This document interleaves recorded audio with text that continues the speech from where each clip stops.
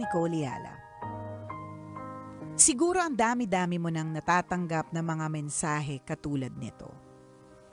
Mga mensahe ng pasasalamat sa aliw at saya na inhatid ninyo sa sambayanan sa loob ng maraming taon. Mga mensahe ng kalungkutan kasi wala na yung paboritong tandem nila. Baka may mensahe pa ng pag-asa na isang araw, mabubuo kayo ulit. Inisip ko nga kung dadagdag pa ba ako. Baka naman, napapagod ka na sa kababasa ng paulit-ulit na saloobin. Pero sa huli, naisipan kong sumulat pa din. Kailangan ninyong malaman ang nais kong iparating sa inyo. At kailangan kong mailabas ang kirot sa puso ko. 4th year high school ako nang magsimula akong maaliw sa inyo. Ang saya nyo kasing pakinggan. Huling-huli ninyo ang kiliti ng masa. Kaya naman, tinutukan ko kayo ng bongga.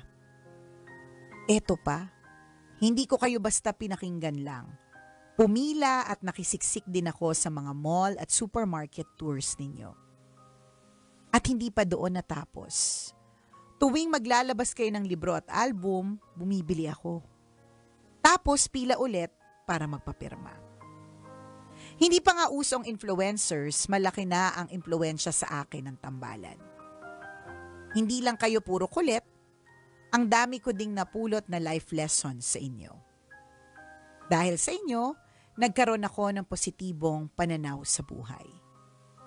Dahil sa inyo, natutunan ko na ayos lang magpakatotoo basta walang inaapakang tao. Nalulungkot ako kasi binigla kami ni Chris. Walang warning, walang pasabi. Basta isang araw, wala man lang. Hindi man lang kami hinanda. Pero kahit nagtatampo ako ng slight, ipinagdarasal ko na mahanap niya yung fulfillment sa pinili niyang bagong landas. Para naman sa iyo, Nicole, ang nag-iisang reyna ng radyo at ang kumikinang ina. Mamang, wag mo kaming iiwan. Kailangan pa namin ang wit, aura, powers at kinang mo para matawid ang bawat araw. Ang inyong silent tambalerina, Aurora. Parang lumang-luma yung mamang. Kaya parang mamasan. Nag-ano ng GRO sa parang matandang GRO. Mamang! Mamang, may babae ka pa, mamang? Mamang, give me ako tatlo. Kaya nga eh. Andyan si Consel, dala ko. Para kay Mayor.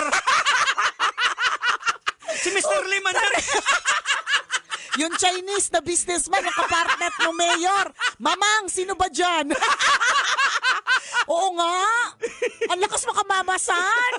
Pero ano na bang tawag? Hindi natin alam no? Mga lumang tao na tayo eh. Pero parang ganun din eh. Mamang.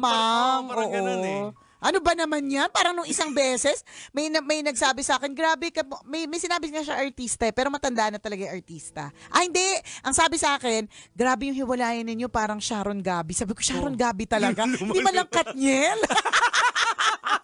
Talagang luma. Anyways, mamang. Ang tawag sa akin mamang.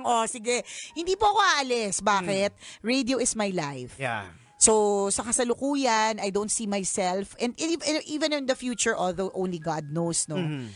If you were to ask me, I'd really like, yung pa rin naman yung gusto ko, umalis lang talaga si partner, nauna lang siya sa ibang landasin, diba? Pero, gusto ko parang Chadeli. Mm-hmm. 'Di ba? Yun medyo mamang na talaga pag Chadeli levels, 'di ba? Si Chadeli literal. Saan ba namatay si Chadeli? Hindi ko sure. Jake, umayos ka. Listen ka. Ano? Hindi ko sure.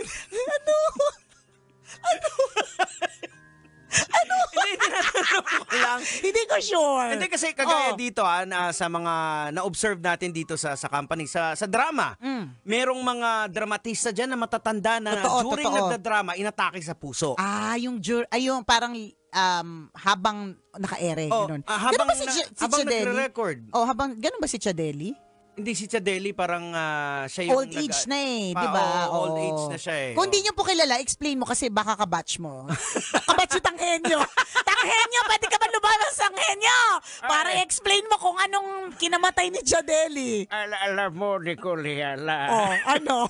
Ganito yon si Chadeli sa mga kapita-pitagang broadcaster na Yes. nagbibigay payo at advice sa mga nakikinig. Yan. Sa DZRH. Yon, 'di ba? Baka kasi hindi nila kilala na eh. Oo. Kasi nung pumasok ako sa Love Radio nung 2004, ano na siya, medyo matanda na din talaga siya. Oo. Diba? So talagang ano siya, kaya kung iniisip ko kung magtatagal ako sa radyo, mga ganun levels. Yung mga literal na Hanggat kamamatayan kaya pa. ko, correct, Oo, kamamatayan hanggat ko na lang yung naisubo ko yung microphone tapos nabilaukan ako sa tegya ko.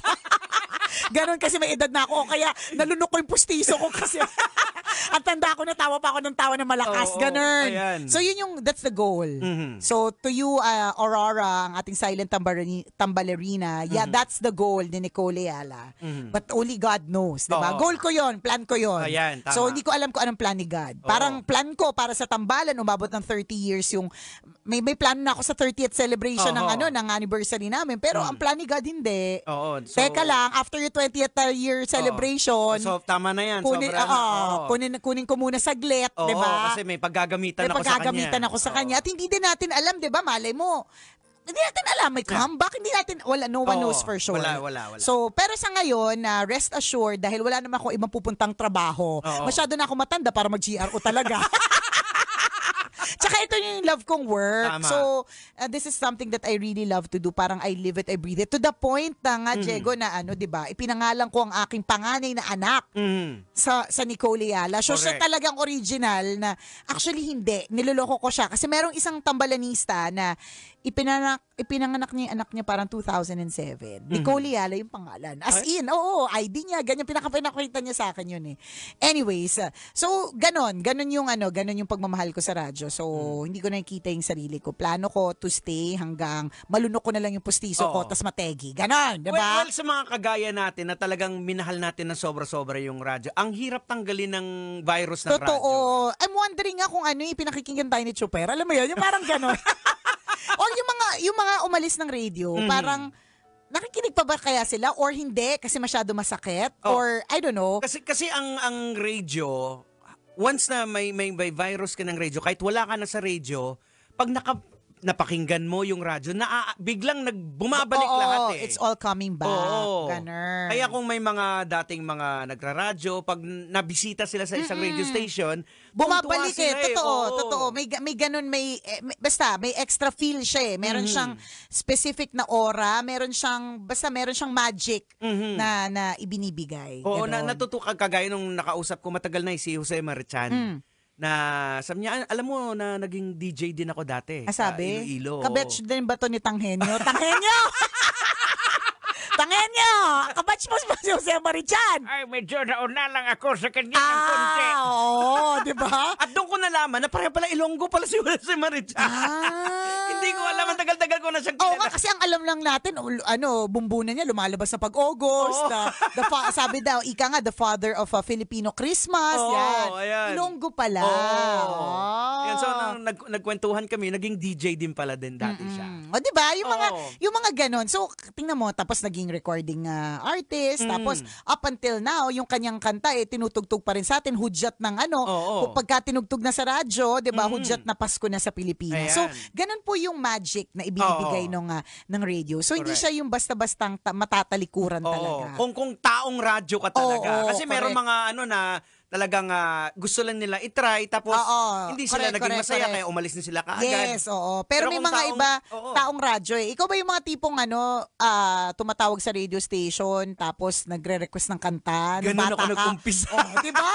Ganon. Yung sabihin ng DJ, ikaw na naman. Yung kakanta ka ng jingle para may ticket ka para sa movie. Ayan, di ba? Kasi yun yung uso dati. Oo. Di ba? So, diyan din ako nag-umpisa. true. So, part talaga to ng sistema namin. Ganon, hindi po siya madaling maalis. Correct. So, walang aalis. Hindi po aalis unless, di ba, meron po akong higher calling to be a congresswoman. Charot! Hindi ka pwede maging politika. Ay, di nga pala ako Dahil pwede. maraming under the table na mangyayari. Di Hindi nga pala pwede. Tumatanggap ka ng lagay eh. Tsaka hindi lang yun. Oh. Hindi lang yun. Baka mamaya, kasi di ba, forma-forma ko everyday. Oh. Tapos sabihin nila, ay naku, yung forma niyan, kaya nanggaling yan sa Kaban ng Bayan. Kahit hindi naman. Ay, ang bakir ni Nicole Ayala, mga Chinese.